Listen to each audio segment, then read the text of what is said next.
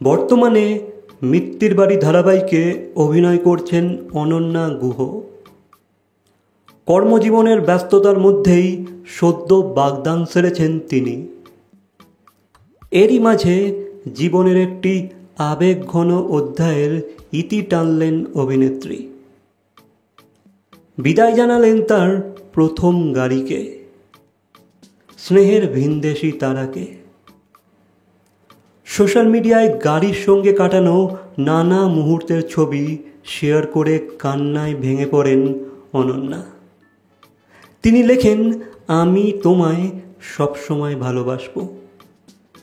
জীবনের প্রথম গাড়ির সঙ্গে অনুভূতির এই বন্ধন নিঃসন্দেহে অনন্যা গুহর মনে চিরস্মরণীয় হয়ে থাকবে। সো গাইস, এই বিষয়ে তোমাদের কি মন্তব্য অবশ্যই কমেন্ট করে জানাবে।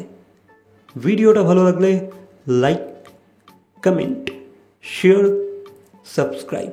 তো দেখা হচ্ছে পরবর্তী কোনো ভিডিওর সাথে। Till then, by.